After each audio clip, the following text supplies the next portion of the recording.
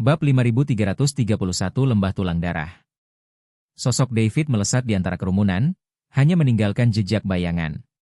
Setiap serangannya sangat presisi, menusuk atau menebas, selalu menemukan titik lemah musuhnya di detik-detik terakhir. Terkadang, ia bahkan tak perlu menghunus pedang pembunuh naga. Satu lambaian tangannya saja sudah mampu mengubah energi spiritual keemasan menjadi bilah tajam, mengiris leher beberapa biksu. Dalam sekejap, puluhan biksu di perkemahan terbunuh, hanya menyisakan altar tengkorak yang memancarkan cahaya hijau redup. David perlahan mendekati altar, mengamati jiwa-jiwa yang berjuang dalam penderitaan di bawah cahaya hijau, secercah rasa iba di matanya. Sebagian besar jiwa-jiwa ini termutilasi, jelas tersiksa selama berabad-abad, kesadaran mereka telah lama kabur, hanya menyisakan rasa sakit dan ketakutan naluriah.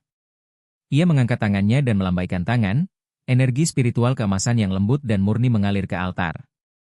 Rune yang terbentuk dari energi jahat seketika hancur berkeping-keping, dan kekuatan yang mengikat jiwa-jiwa itu lenyap. Seolah merasakan pembebasan, jiwa-jiwa itu menjelma menjadi titik-titik kecil cahaya bintang, melayang menuju langit, dan akhirnya menghilang ke dunia. Beristirahatlah dalam damai, bisik David, dengan nada iba dalam suaranya. Ia berbalik dan, tanpa henti, bergegas menuju tempat yang telah disepakatinya untuk bertemu dengan Humazi. Begitu tiba di titik pertemuan, mereka melihat Humazi berdiri di bawah pohon besar yang mengharuskan beberapa orang untuk berpelukan. Di kakinya terbaring jasad puluhan biksu berjubah hitam, masing-masing dengan bekas luka bakar akibat jimat. Wajah Humazi penuh amarah, dan jelas ia telah menemukan sesuatu tetapi belum puas. Bagaimana? Tanya David, matanya mengamati jasad-jasad itu, dan ia sudah memiliki beberapa tebakan di benaknya. Humazi menggertakkan gigi dan berkata, "Aku menemukan 3 camp, membunuh lebih dari 100 orang, dan menangkap beberapa hidup-hidup, tetapi aku bertanya kepada semua orang, dan mereka semua mengatakan mereka tidak tahu keberadaan jiwa keluargaku." Ia berhenti sejenak, lalu berkata, "Tapi aku menangkap seorang pemimpin kecil, yang cukup keras kepala. Butuh usaha keras untuk membuatnya menyerah." Ia bilang area inti kuil cabang berada di lembah darah dan tulang jauh di pegunungan, dan 2 hantu tua itu, Yu Uxie dan Yu Uji, seharusnya ada di sana. Lembah darah dan tulang? Mata David terbelalak, dan pedang pembunuh naga mengeluarkan suara pelan, seolah menggemakan semangat juangnya. Sepertinya pelaku sebenarnya ada di sana. Ayo pergi ke lembah darah dan tulang. Humazi tak kuasa lagi menahan amarah di hatinya. Sebelum selesai berbicara, ia telah mengorbankan beberapa jimat penggerak angin. Jimat-jimat itu berubah menjadi embusan angin dan mengangkatnya, melesat menuju kedalaman pegunungan. David mengikutinya dari dekat, dan mereka berdua bergegas pergi, membunuh semua biksu kuil dao jahat yang mereka temui di sepanjang jalan. Jimat Humazi tak terhitung jumlahnya. Terkadang mereka adalah jimat peledak yang kuat, mampu menghancurkan seluruh area kultivator hingga berkeping-keping. Di lain waktu, jimat yang mengikat, seketika menjepit musuh di tempatnya, siap dibantai. Sesekali, ia melepaskan beberapa jimat api, menyulut kobaran api yang akan membakar habis semua kejahatan. Di sisi lain, David bahkan lebih tegas. Kemanapun pedang pembunuh naga miliknya melintas, cahaya keemasan dan api saling bertautan, praktis tak terhentikan. Seringkali, hanya dengan satu kilatan energi pedang, puluhan kultivator hangus menjadi arang, bersih dan tanpa jejak. Semakin dekat mereka ke lembah darah dan tulang, semakin kuat bau darah di udara, bahkan membentuk kabut darah samar. Aliran merah tua mulai muncul di tanah. Setelah diamati lebih dekat, mereka mengungkapkan darah yang telah lama menggumpal, membuat suara derak yang mengerikan ketika diinjak. Lembah darah dan tulang sesuai dengan namanya. Seluruh lembah dipenuhi tulang-tulang putih, membentang dari dasar lembah hingga dinding gunung di kedua sisinya, bagaikan jalan kematian yang dilapisi tulang. Dinding gunung di kedua sisinya dipenuhi mayat-mayat kering, masing-masing dalam berbagai postur. Beberapa menunjukkan ekspresi ketakutan, yang lain menunjukkan penderitaan, jelas-jelas telah menanggung siksaan berat sebelum kematian. Di tengah lembah berdiri sebuah istana hitam yang megah. Dibangun seluruhnya dari obsidian, istana itu dipenuhi rune-rune menakutkan, yang sesekali memancarkan cahaya merah darah. Bab 5332 Lawanmu adalah aku. Sebuah kristal raksasa berwarna merah darah tertanam di atas istana, memancarkan aura dingin dan menyeramkan. Seluruh kejahatan di lembah tampaknya berasal dari sumber ini. Di luar istana, ratusan biksu berjubah hitam berpatroli. Aura mereka beberapa kali lebih kuat daripada para biksu yang mereka temui sebelumnya, jelas merupakan elit dari aula Dao Jahat. Di depan para biksu ini, dua sosok menonjol, Yu Wuxie dan Yu Wuji. Yu Wuxie, yang tampaknya merasakan gerakan itu, tiba-tiba mendongak ke arah pintu masuk lembah. Saat melihat David dan Humazi, sekilas ketakutan melintas di matanya, lalu berganti menjadi kebencian yang mendalam dan berbisa. David. Humazi. Beraninya kau menerobos masuk ke sini. Ekspresi Yu Wuji muram, pedang tulangnya teracung ke arah kedua pria itu. Terakhir kali, kau lolos begitu saja. Kali ini, aku akan menghancurkanmu hingga menjadi debu, menguras jiwa kalian untuk memberi makan pedang tulangku. Humazi tertawa terbahak-bahak, mengangkat tangannya. Puluhan jimat melayang di hadapannya, rune-rune mereka berkilauan dan energi spiritual mereka menyebar bak air pasang. Berhenti bicara omong kosong.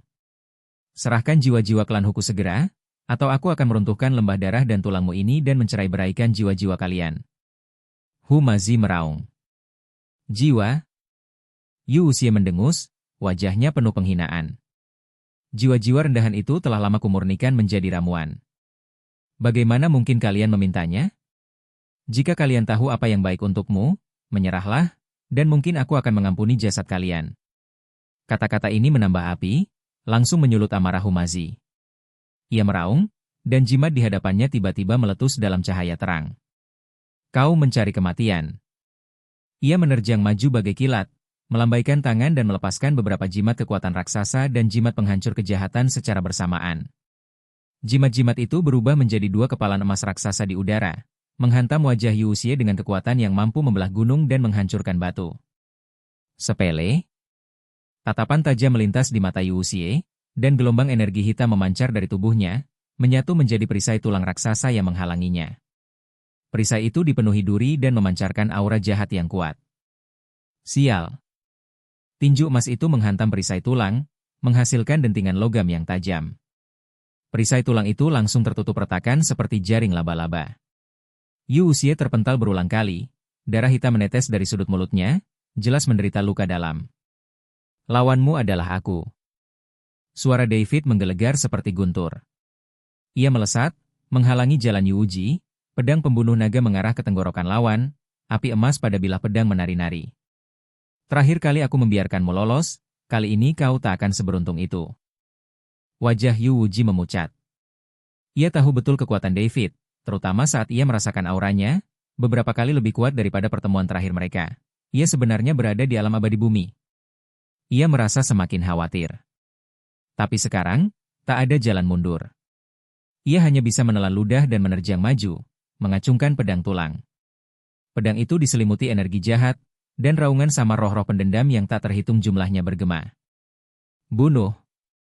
Dengan perintah Yu Wuxie, ratusan biksu berjubah hitam menerjang maju secara bersamaan, aura gelap memenuhi seluruh lembah, seolah mengancam akan melahap David dan Humazi.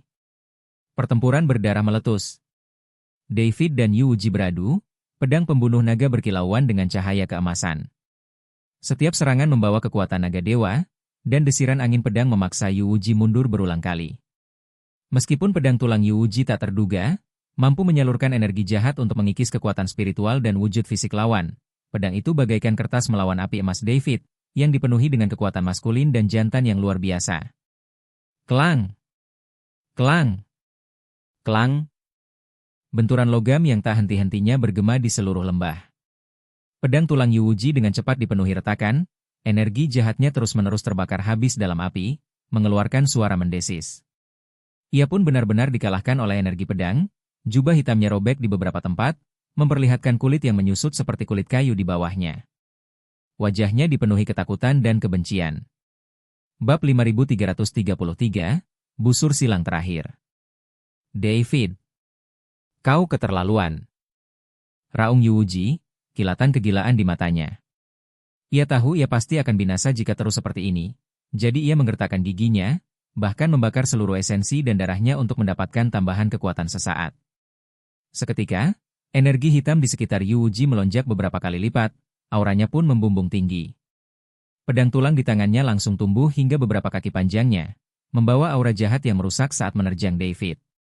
Kemanapun pedang itu lewat, udara menjadi hitam, seolah-olah bahkan ruang angkasa pun dilahap oleh aura jahat itu. Mata David melotot, tak terpengaruh. Dasar brengsek. Beraninya kau memamerkan keahlianmu di hadapan seorang ahli? Kekuatan naga suci di dalam dirinya berkobar hebat. Api keemasan di pedang pembunuh naga berkobar ganas, hampir memadat menjadi wujud. Pecahkan api naga. Teriak David, menerjang ke depan dengan ganas. Seekor naga api keemasan raksasa meraung dari pedang, rahangnya terbuka lebar dan menyemburkan. Api keemasan.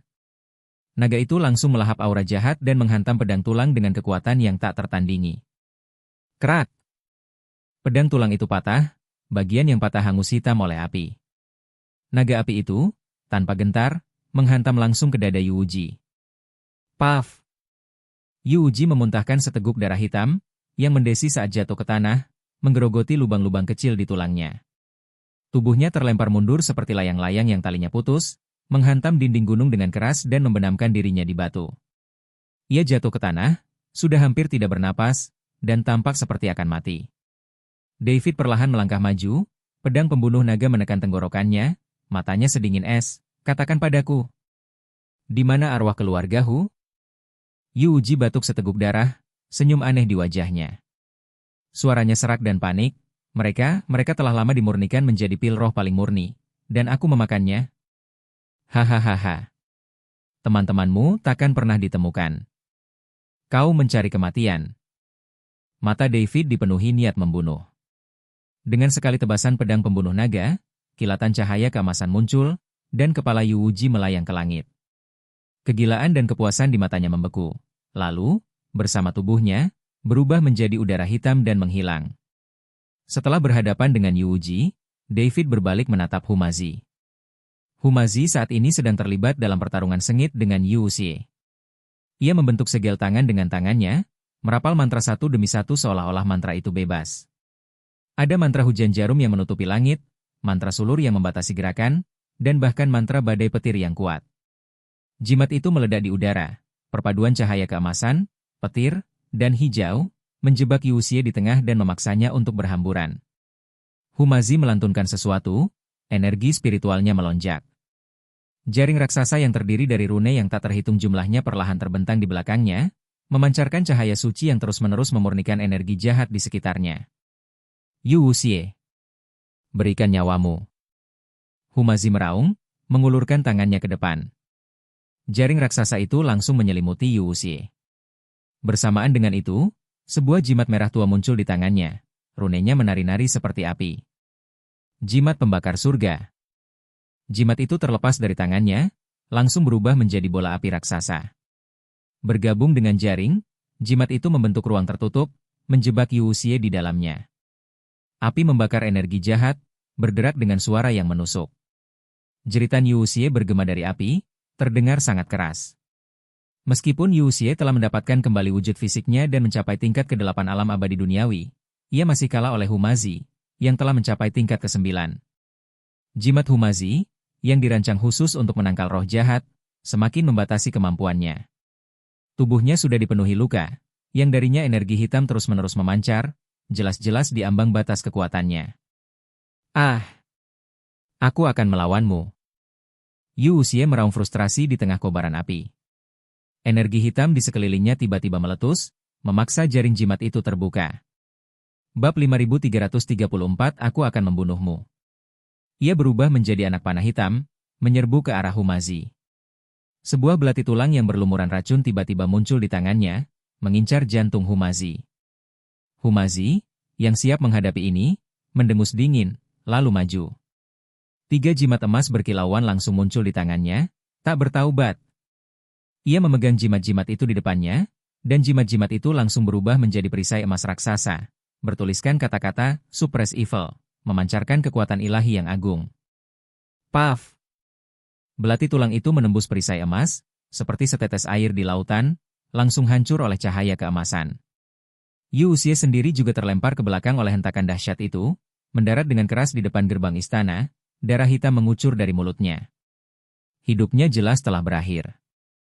Humazi terengah-engah saat ia berjalan menghampirinya selangkah demi selangkah, matanya sedingin es dan jimat-jimat mengelilinginya. Di mana arwah keluarga Huku? Yu Wuxie membuka matanya dengan susah payah dan menatap Humazi dengan kebencian di matanya. Kau tidak dapat menemukan mereka ada di aula utama. Aula utama? Mata Humazi menyipit, dan aura di tubuhnya menjadi lebih ganas. Katakan padaku dengan jelas. Di mana mereka? Yu Wuxie terbatuk, dan darah hitam mengalir dari sudut mulutnya. Suaranya lemah tetapi dengan sedikit sarkasme. Aula cabang? Hanya ada beberapa roh yang tidak penting di aula cabang. Roh orang-orang kuat seperti keluarga Hu, semuanya telah dikirim ke aula utama. Adapun apakah mereka telah dimurnikan, aku tidak tahu. Sebelum dia selesai berbicara, kepalanya miring dan dia benar-benar mati. Humazi menatap mayat itu, matanya dipenuhi amarah dan kebencian. Dia mengayunkan lengannya dengan keras, mengirimkan beberapa jimat peledak. Menghujani tubuh Yu Wuxie. Dengan ledakan keras, mayat itu langsung hancur. Bajingan.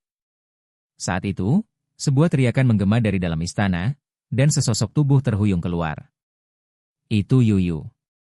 Ia jelas terkejut oleh suara pertempuran di luar. Melihat mayat-mayat berserakan di lantai, juga Chen dan Hu, wajahnya memucat ketakutan, dan ia berbalik untuk melarikan diri. Mau lari? Mata Humazi melotot dingin, dan dengan satu gerakan, ia langsung menghalangi jalannya. Ia secara bersamaan mengeluarkan jimat, yang membekukan tubuh Yuyu, membuatnya tak bergerak. Humazi menjambar rambutnya dan membantingnya ke tanah. Yuyu linglung, dan efek jimat itu lenyap. Ia menatap wajah Humazi yang murka, ketakutan setengah mati. Ia memohon ampun, ampun. Paman Hu, ampun. Aku tidak tahu apa-apa. Tolong lepaskan aku. Humazi menatap penampilannya yang menyedihkan, tetapi tidak ada belas kasihan di matanya, hanya kebencian yang mendalam.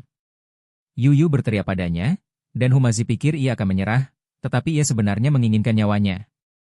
Melepaskanmu? Humazi mencibir, suaranya seperti neraka. Aku akan menidurimu sampai mati hari ini. Ia merobek jubah hitam Yuyue, memperlihatkan kulit pucat di baliknya. Yuyue menjerit dan meronta. Tetapi di hadapan kekuatan Humazi yang luar biasa, ia tak berdaya seperti semut. Ia melihat amarah yang tak tersamarkan dan niat membunuh di mata Humazi, hatinya dipenuhi ketakutan. Ia berteriak, tidak. Kumohon. Tidak. Namun Humazi, yang dibutakan oleh amarah dan kebencian yang terpendam selama berhari-hari, mengangkat Yuyue dan melangkah masuk ke dalam istana, meninggalkan tangisan putus asanya yang menggema di lembah. David menyaksikan pemandangan ini, tetapi tidak ikut campur. Ia tahu bahwa Humazi telah menyimpan terlalu banyak rasa sakit dan kebencian, dan Yuyue pantas mendapatkannya. Beberapa hutang harus dibayar dengan darah. Ia berbalik dan berjalan menuju para biksu berjubah hitam yang masih melawan, mengacungkan pedang pembunuh naga. Api keemasan, seperti sabit malaikat maut, membakar habis setiap kultivator jahat menjadi arang. Bab 5335 keluar. Terkadang ia bahkan tak perlu menyerang dengan sengaja. Aura keemasan yang terpancar dari tubuhnya saja telah meluluhlantakkan tubuh para kultivator tingkat rendah, seolah-olah mereka telah bertemu musuh bebuyutan. Seorang kultivator mencoba menyerang diam-diam dari belakang, menghunus bilah tulang yang syarat energi jahat, dan menusuk David dari belakang. Seakan David mengawasi punggungnya, tanpa menoleh, ia mengayunkan tangannya ke belakang, dan energi pedang keemasan menembus udara, seketika membelah kultivator dan bilah tulang itu menjadi dua. Sekelompok sampah. Bisik David lembut, suaranya datar namun dipenuhi tatapan acuh tak acuh yang merendahkan semua makhluk. Ia bergerak menembus gerombolan musuh seolah-olah di ruang hampa.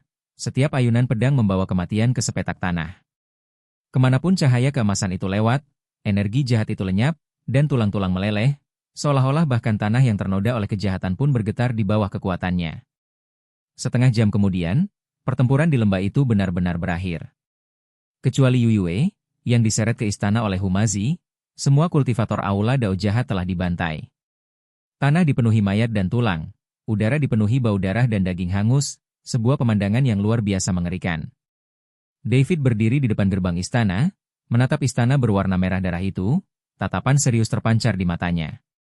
Ia bisa merasakan aura kuat mengintai jauh di dalam istana, beberapa kali lebih kuat daripada Yu Wuxie dan Yu Wuji. Jelas sekali aura itu adalah penguasa istana dao jahat. Keluar! Teriak David, suaranya dipenuhi energi spiritual, menggema di lembah. Semua anak buahmu sudah mati. Berapa lama lagi kalian akan bersembunyi? Hening sejenak, diikuti tawa sinis yang seolah menembus tulang-tulang manusia, membekukan tulang-tulang mereka. David yang baik, bajingan yang baik. Kau berhasil sampai sejauh ini. Aku terkesan. Sesosok gelap melayang keluar dari kedalaman istana, terbungkus jubah hitam yang bahkan lebih lebar. Wajahnya tak terlihat, tetapi kehadirannya terasa nyata. Seorang dewa bumi tingkat 9. Penguasa kuil cabang. David mencengkeram pedang pembunuh naga erat-erat, pikirannya terfokus dan waspada. Api keemasan di sekelilingnya berkobar semakin ganas. Sosok berjubah hitam itu perlahan mengangkat kepalanya, memperlihatkan sepasang mata merah tua di balik tudungnya, bagaikan dua batu permata merah darah. Ini aku, Yang Mulia. Kau telah membunuh begitu banyak murid kuil cabangku dan menghancurkan altarku. Hari ini, aku akan membuatmu membayarnya. Aku akan memurnikan jiwamu menjadi tonik untuk Yang Mulia. Berhenti bicara omong kosong. Mata David berkobar dengan niat membunuh, dan ia mengarahkan pedang pembunuh naga langsung ke sosok berjubah hitam itu. Benarkah jiwa keluarga Hu telah dikirim ke kuil utama? Sosok berjubah hitam itu mendengus, nadanya penuh penghinaan. Memang, jiwa-jiwa orang kuat seperti mereka seharusnya dipersembahkan kepada para penguasa kuil utama. Jika kau ingin menemukan mereka, pergilah ke kuil utama, tapi aku khawatir kau tak akan punya kesempatan itu. Sebelum ia selesai berbicara, ia melambaikan tangannya dengan keras, dan energi hitam yang tak terhitung jumlahnya melonjak dari telapak tangannya. Seketika berubah menjadi beberapa ular berbisa hitam setebal ember.